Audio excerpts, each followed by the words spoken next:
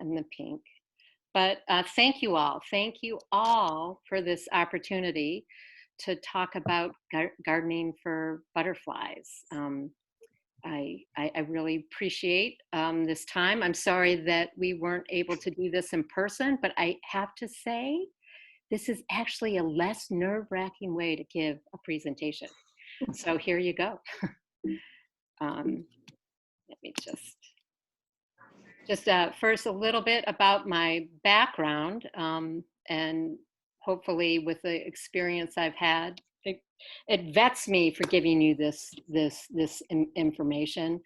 I think some of you know my passion for gardening that was really started by my mother, and I'm really thankful that she passed on that love of gardening. And over the years, this has really evolved in connecting people to nature, how much I love doing that. And I am truly grateful for well, actually I've been involved with the Chicago Botanic the past 8 years. And starting in 2014, I was first a volunteer and then became a seasonal employee working in their exhibit for butterflies and blooms. I was the facilitator there from 2014 to 2019, and just really fell in love with all things butterflies and how it brings out the childhood wonder in all of us. Rebecca was laughing at me. She was like, "Mom, why are you putting that picture? You should have a picture of you with a butterfly." And I tried, but it kept going back here. And I have that for a reason for you all, is to really kind of think about, and particularly now, take a deep breath and think about the joy that butterflies bring us, and a great childhood memory, and just like a deep breath. This always helps me to relax thinking about butterflies. I am kind of finishing up, finally, my certificate of merit as a professional gardener. I hope to be done with that in August. So on to all the fun stuff. And really what I hope to relay to you all today, the objectives for our butterfly gardening lecture. First and foremost, the B's and B's, I call it, the basics and the benefits for gardening for our butterflies and all pollinators. Secondly, really, I think sometimes people kind of get scared of those butterfly weeds or the Asclepias plants, and putting them in our gardens, and how helpful.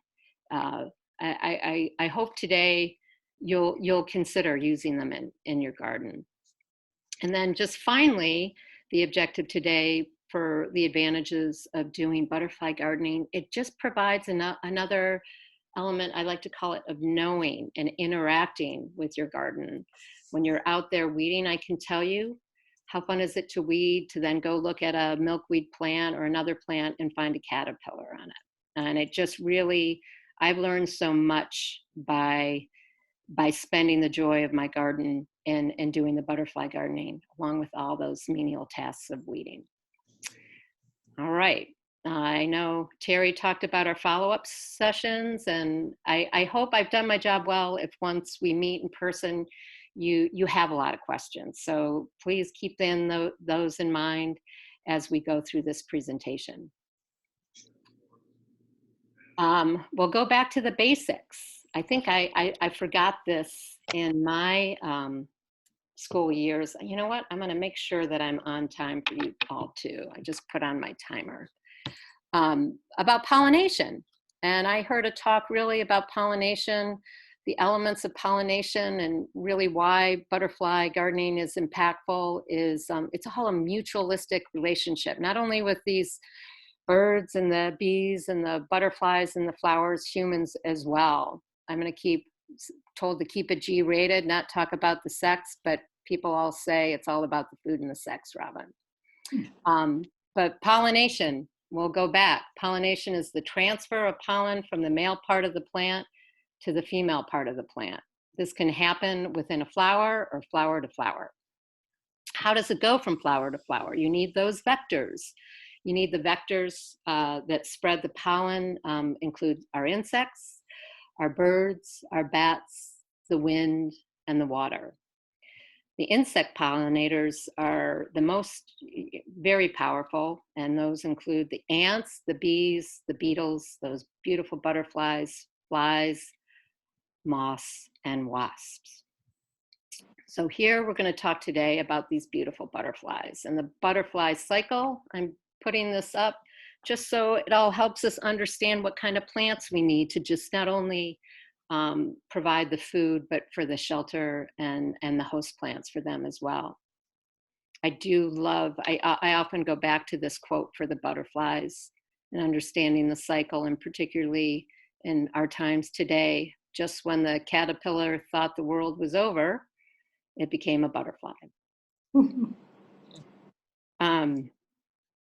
So just a quick, I got to do my civic duty and talking about the decline of butterflies. What is all the buzz about the bees and the butterfly? Are they endangered? And this is a graph from the Journey North, which really gives you a great visual. This is just for monarchs. This is not for all butterflies, of the decline that we've seen in their populations. It's estimated over the past 2 decades, monarch populations have declined by 68%.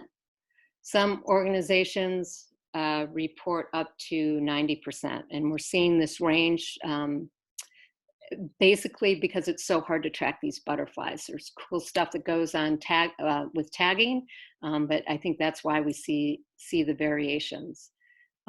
You measure the monarch populations by hectares, and those hectares they're calculated over when they overwinter in Mexico. And I do kind of look at the graph. I know I can't hear you all. But you look at 1994, 95 and go, wow, we were doing really well. What happened? Well, there was a bad storm that year in Mexico that really took a toll on the population. It's a whole nother talk. I could talk for hours on monarchs. It's truly an amazing journey and what they do. But you see this dip. I wish I had a pointer. They claim as a result of more climate. It was weather related then. And then you see the steady decline. And blips of it going back up.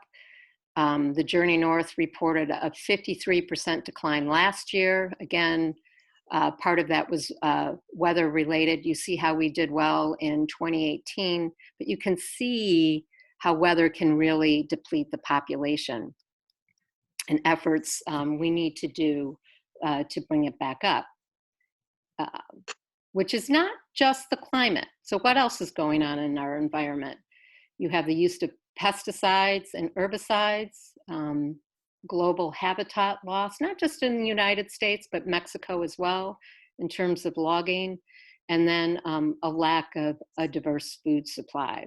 We're talking about having biodiversity is really, really, really important. So those are some explanations. And why should we be worried about this? It's not just about the beauty of these butterflies. We need to restore them for other reasons. According to the USDA, 3/4 of the world's flowering plants and about 35% of the world's food crops depend on pollinators to reproduce. Just in the United States alone, pollinators contribute $20 billion worth to the production of products each year. Bees are the most effective pollinators. If bees continue to decline, we could experience a 52% reduction in produce. With the butterflies, they only account for 4% of reproduction. I was sorry to learn, but you want to know what? They play such an important role, adding to the artistic beauty and mystery of the pollination story and educating our kids. Sophia Siskel, I always liked what she said about the Botanic Gardens. It's where the intersection of where art and science meet. And truly, I think the butterflies depict that so well and engage us in the gardening experience. So the good news, now I've given my spiel, that there is so much that's being done to try and change the trend of habitat loss. And a big part of this is trying to increase the milkweeds. We are seeing great efforts for in the cities, suburbs, highways, and I got this magazine just the other day. It made me so happy to see, even on golf courses, they're planting butterfly gardens. Again, a mutualistic relationship. They're providing the food sources and the sheltering for the butterflies, and as a result, they're not having to water as much because they're using natives. They don't have to mow those I can't believe I'm forgetting the name in between the fairways, but the natural areas. I'm going to also highlight the Illinois Monarch Project and efforts we can all make for their goal to add 150 million new milkweed stems and other nectar resources to the Illinois landscape by 2038. And another great effort we're just seeing in our own community. I don't know if any of you have gone up and down the Green Bay Trail. There's a great organization called the Friends of the Green Bay Trail, who has been helpful in removing all the buckthorn and replacing it with natives. They actually also have a butterfly hatchery where you can see the whole cycle, the live cycle going on with the butterflies hatching there. So take a look there. So I'm joining the effort. Have fun with this. Plant a pollinator pocket. How do we do that? I might just do something here so I can better see if I'm being helpful for you all. Talking about the seeds. How are we going to do this? The seeds to success for butterfly gardening. Here's the major points. First and foremost, with all gardening, selecting the right plant for the right place. Most butterfly plants need sun, part sun. I have some that are doing great in part sun. So don't think you need full sun to make this happen. It works in part sun as well. Here's really the key if you want to get butterflies to your garden, or more specifically those caterpillars, and maybe you don't, but you need what we call both the nectar and host plants. Those are really important to support all the stages of metamorphosis for the proper host plant, like the milkweed, for the monarchs to lay their eggs on. Thirdly, bloom time. It's really helpful to have to plan for a sequence of blooms: spring, summer, and fall. So that you're giving them the food sources and the shelter. We want this done April through October. Some might say, oh gosh, I don't have enough space, or I don't have enough room. That's where we can all be creative. You can plant a pollinator pocket in a container. And if you really want to go gangbusters, think small, medium, and large. And really rethink the use of pesticides, because when you're using those, you can really wipe out not only our butterflies, but our bees too, our native bees, which we really need to focus on as well. The last two, a water source, that's important. Just like humans need H2O in the flowers, so do the butterflies. So like a small area of standing water that's an important element. I did add the insect housing. Those are more for our bees to provide shelter for them. I think they're called bee hotels. So I did add that in for today. Okay, so let's get on. Let's see. Don't be intimidated by it either. And I think with anything, it's better to start small, experiment, and dream big. If you're a novice, ease into the glorious butterfly cycle. I can attest that if you plan it, they will come. I thought it was important to kind of go over some list of plants, and I will provide, I think that this was on our Zoom call, there's a handout listing some plants and resources. There are so many nectar and host plants to choose from. Again, you're going to kind of see in this list that nectar host. You need both. And this food as well kind of depicts more like the parsley need for the caterpillars. And I think the biggest, take a look here and know that experiment with the combination of the perennials, the herbs, and the annuals.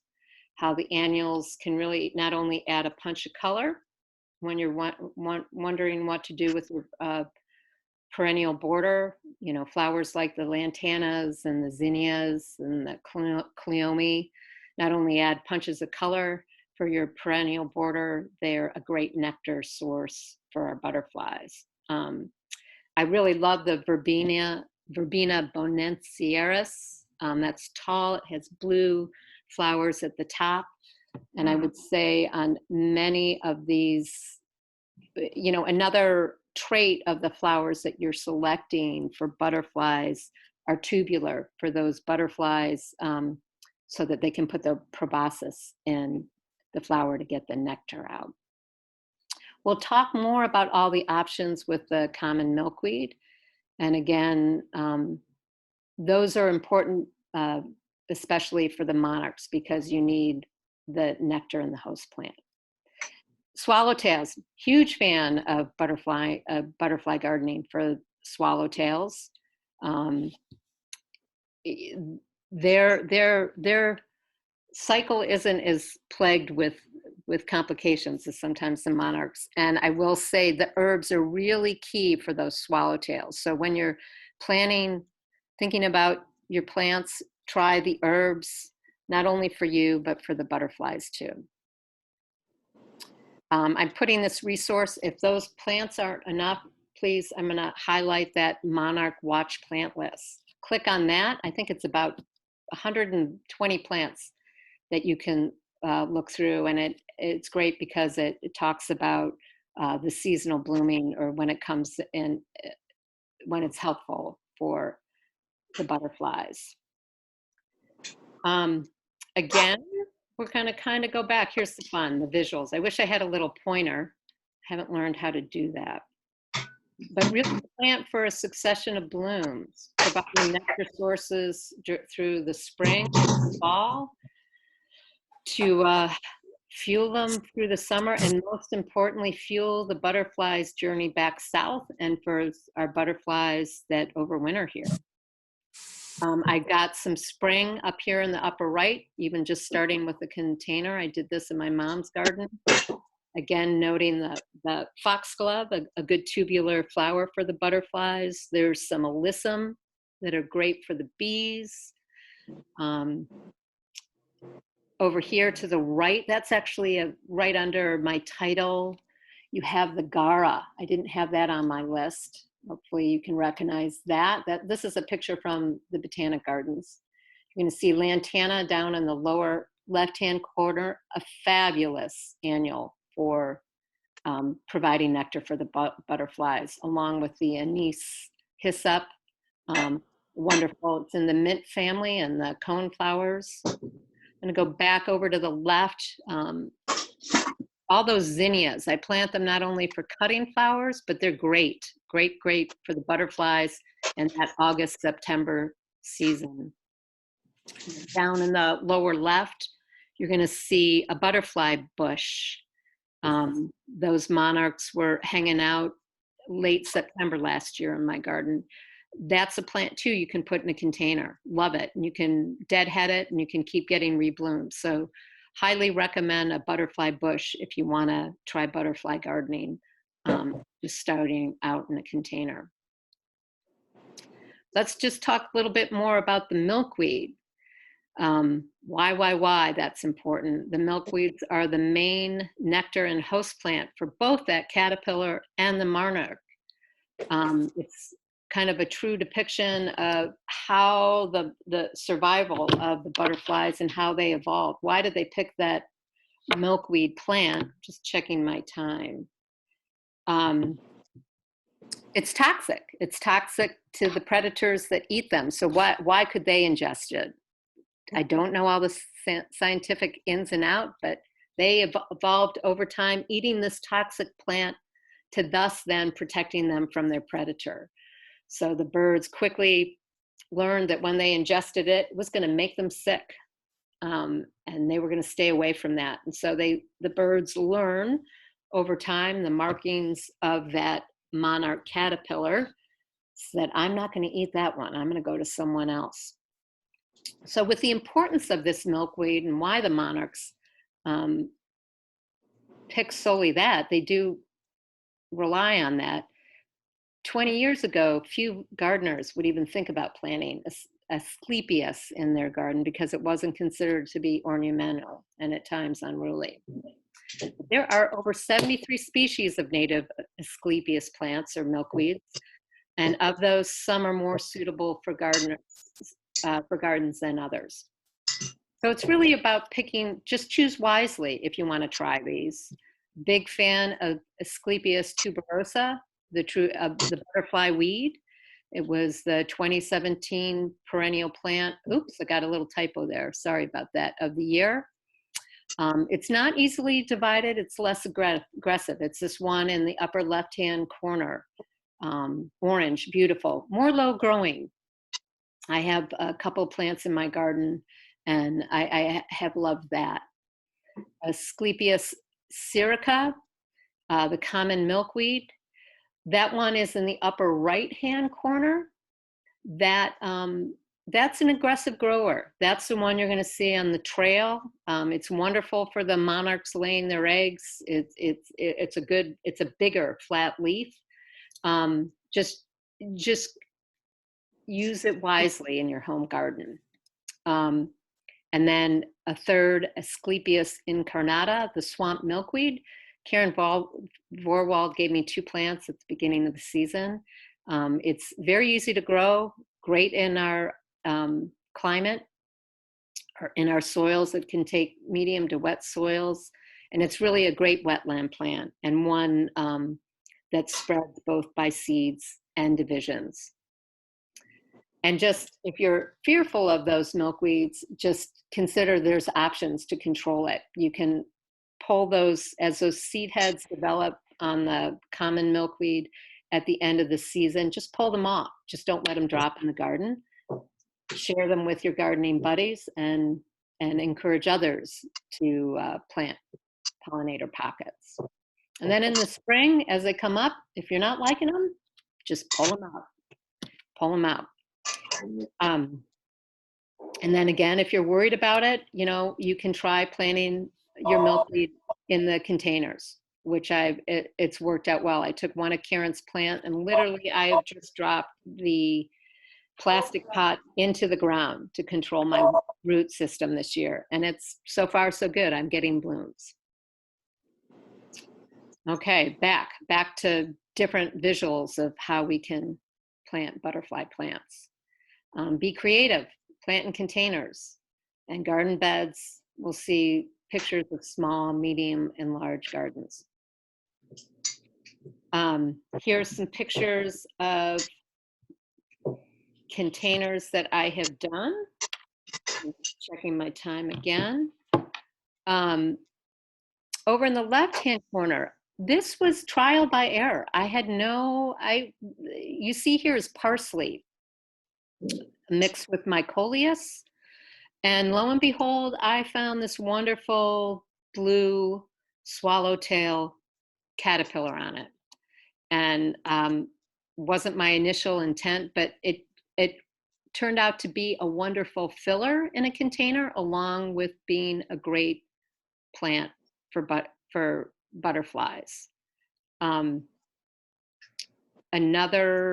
Here's the pot that I did with what Karen gave me. I used that in a container and mixed it with some Gara and some verbena. Lo and behold, here's my butterfly or caterpillar buddy from last week. I've got 2. already in a shelter and watching them grow. Here's another great combo, a really simple combo, using cleome, which is great for the butterflies, and the alyssum, a great spring bloomer, long bloomer throughout the spring and summer season that is great for the bees. Here's, you can, again, I consider another container garden here, or container, is using the pentas. This is my front border. And I think I perhaps forgot to mention that, how helpful it is to just plant natives. Very easy to garden with natives in our environment, and encourage you to try that as well for our ecosystem. They thrive better here. They need less water and maintaining. This was a garden that I saw on a garden walk. I also brought this picture out for you all to demonstrate. That's a garage. And I thought, how cool is that? How they've created a pollinator garden to soften the garage side. I just love that. And this is where you're going to see the cone flowers. Down below, you have that catmint. And you're going to see a sign there that talks about the use of herbs in this garden. And I can see some lantana, again, a great annual to plant. I think over in this upper right hand, or my pointer is not working for you all, but I can see some butterfly bush in there. And back near the clematis, you're going to see that anise hyssop, which is great. That reseeds very easily. It's in the mint family, and a wonderful plant for perennial beds and butterflies in general. Now, if you really want to just go hog wild, consider large, and we're lucky that we can go view the butterfly garden at Dwyer Park, graciously donated by the Garden Guild. It's truly fabulous. I think they almost lost it due to the park reconstruction, and they didn't let that happen. I think it's even bigger and better. And I know that there's plenty of different milkweeds in there that I've never seen before, so I hope to learn from others. I just had to throw out a picture of my mom's garden in there. She's still gardening, and I know that while she's sheltering in, it does provide so much joy and happiness during these hard times. I just came across this in fine gardening. I'll bring that up to the Dwyer Park if people wanted to thumb through it. It demonstrates how butterfly gardens really don't have to look unruly. It's a 4-page spread. I highly recommend you taking a look at that if you have dreams of going large. It really shows, it was a neat plan, with sitting areas. Again, I'm going to highlight that Verbena bonensiris. That's just terrific. It's great height in the garden and great for those butterflies. See how we're doing. This is just I'm going to recap with this wonderful sign up at the butterfly garden. And it describes, again, this whole cycle of metamorphosis, how the egg goes into the larva, to the chrysalis, to the butterfly. It's a fabulous visual, and showing you, again, the need for that host and nectar plant, and which plants are helpful for the caterpillars versus the butterflies. Again, that mixture of annuals, perennials, and herbs. Herbs are key. Let's see, what else did I want to highlight here? We're just so lucky to have this in our backyard.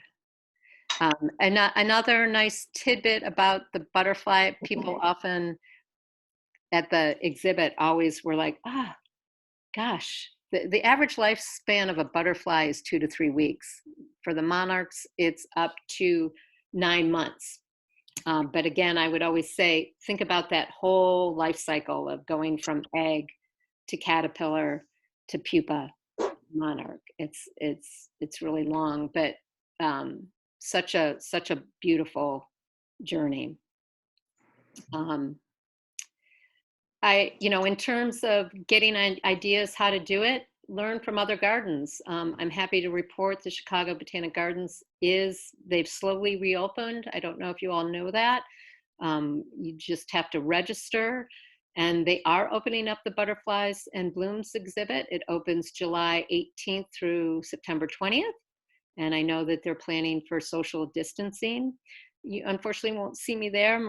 It's been such a great journey there, and I can't tell you how much I learned. And I have to tell you how much joy I saw from visitors who came through. It truly was so gratifying to see how so satisfying it was for the visitors to see all these beautiful, and in this exhibit, it's tropical butterflies. I'm sorry this slide's not bigger, but again, you're going to be getting a handout about resources for butterfly gardening and just how you can help or learn more about it. I'll highlight the Monarch Watch, great resource, again, that list. Check out the Illinois Monarch Project. They talk about planning a pollinator garden. The Journey North, wonderful for just, if you want to track not just about butterflies, if you want to learn about the migration of the hummingbirds, robins, they do it. And you can become involved and be what we call a citizen science and help track that data for them. I know they're always looking for help on the Friends of the Green Bay Trail. I know we're all doing our duty for the weeders, but if you want more time, know they're always looking for an extra pair of hands to help on the trail. And in closing, I did come across this quote in April, and just really a message of hope for us all as we go through this hard time of COVID and sheltering in. This was really helpful to me and some of my butterfly buddies who at first thought they weren't going to be able to get back into a caterpillar must endure a season of isolation before it turns into a butterfly. Embrace the time you have alone. It will only make you stronger. I love that. That, by the way, is a blue morpho on my gardening hat. It used to hang out there a lot. And then really just, again, the visual, and I'll close on this, and the plants that Karen gave me, the benefits of changing form after sheltering in. This is, I think Rebecca thought my daughters are thinking, I said, guys, come see my cats, come see my cats, that being the caterpillars. So these are my two that I got up in the upper left-hand corner from those milkweed plants, the swamp milkweed. And I've taken them in, and I'm sheltering in this little butterfly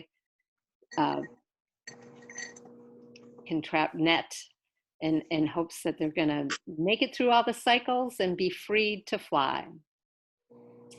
So having said that, I think, I can open it up for questions if you all want, or you can unmute. Let me see if, Carrie, if you want me to answer any questions here or just. Sure. Why we can put a couple questions here, and then especially if you can't go to the the Q&A at Dwyer Park, but so yeah, go ahead and let's open it up. And again, no pressure. If I tried to get through it. I know it's a lot of material, but also wanted to keep it shorter in case people just wanted to get up to the gardens. I can put a plug in, Robyn, Yes. for the program at the Chicago, for the Field Museum.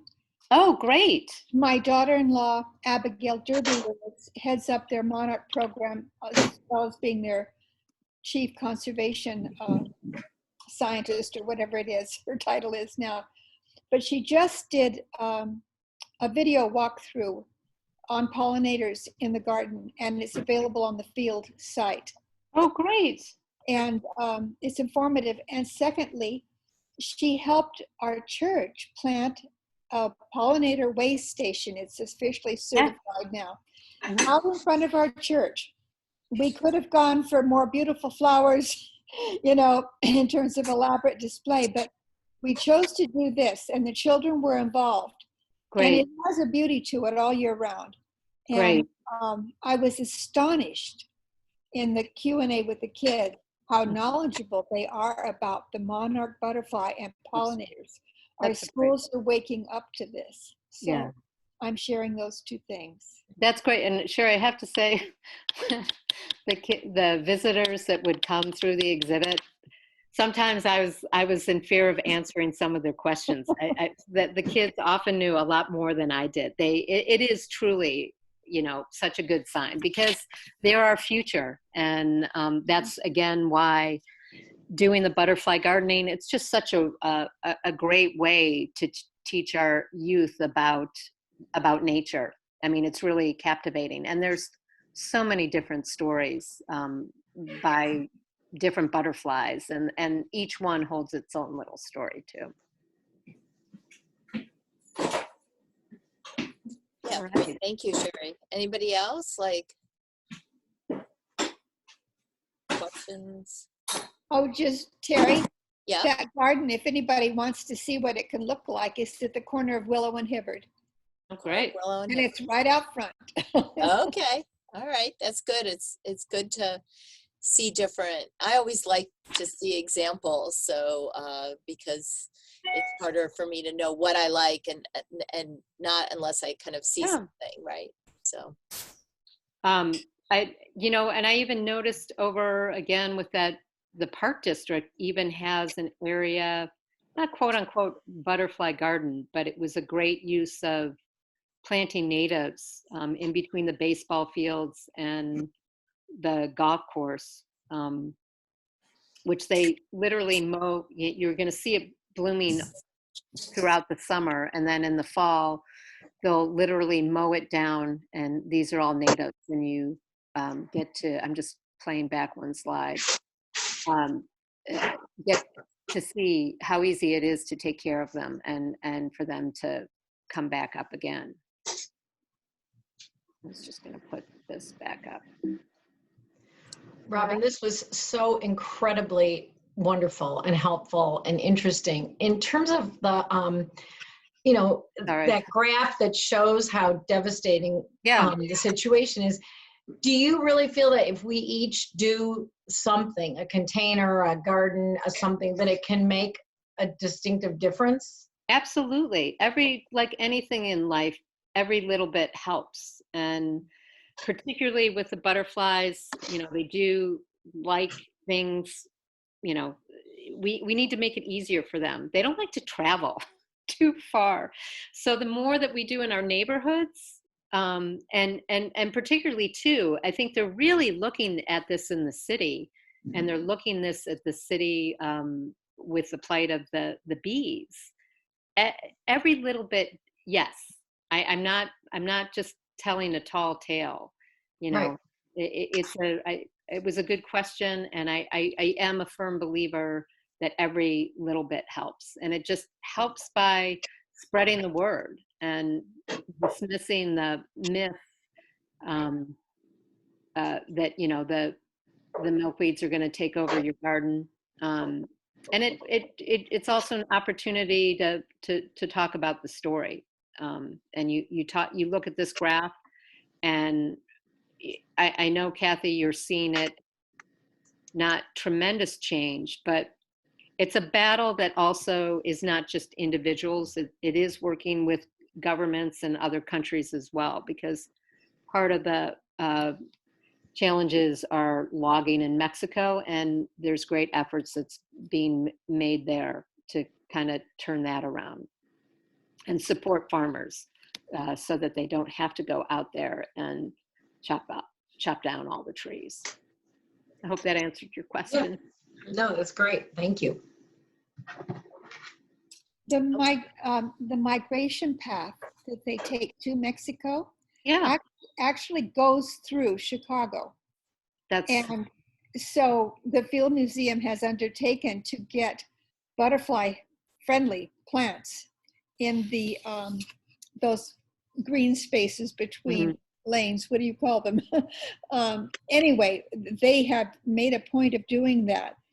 So the city of Chicago is engaged, and a lot of rooftop gardens have now started engaging in deliberately planting a lot of milkweed. Yes. Butterfly friendly and pollinator friendly generally. Yes. But because there is a migration route that goes right through the heart of the city on their way to Mexico. I never dreamed that would be the case, but it is. Yes. And, you know, that's it is truly amazing to, you know, learn about the flight of the monarchs. It just, I debated what to talk about today, and I hope I fulfilled what you guys were hoping for, because You did a great job. I could talk for hours just on the monarchs. But Robyn, yeah. Can you hear me? Oh, good. Yeah. I can't get the full screen on for some reason.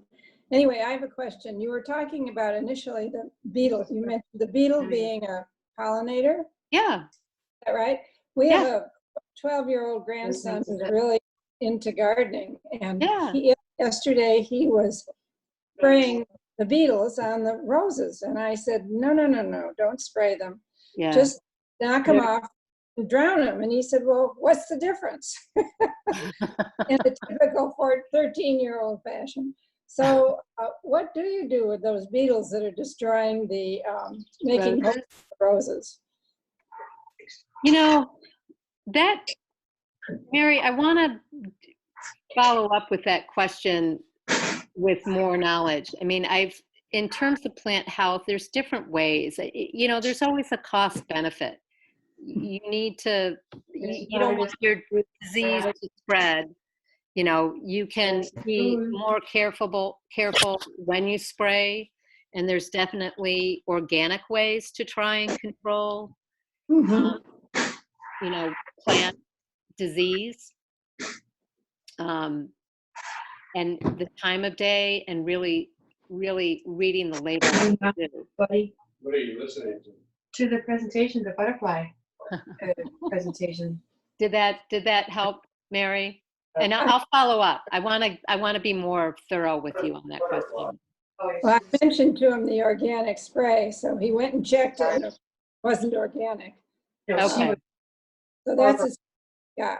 For 2 years. She's awesome. You know, and two, they will say, you know, in the future, select a plant that is disease resistant. So there's roses out there that are disease resistant. So that's a big way we try and get around plant disease is selecting the right cultivar. All right, well, I'll talk to him further. But you know what, Mary? It's great that he's even, I love it that he's engaged. Well, I loved his question. What's the difference? You kill them one way, you kill them another way. Oh, gosh.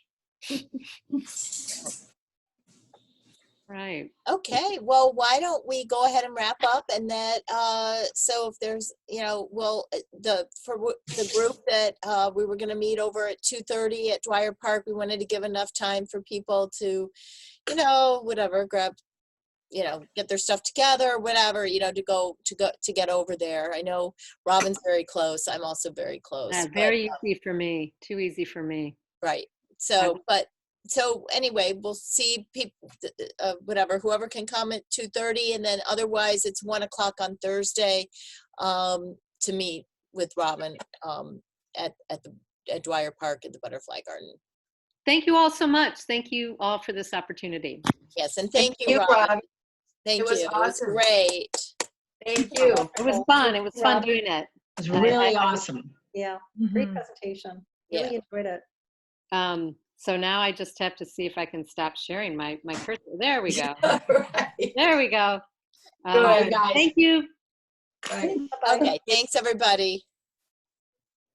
Great meeting.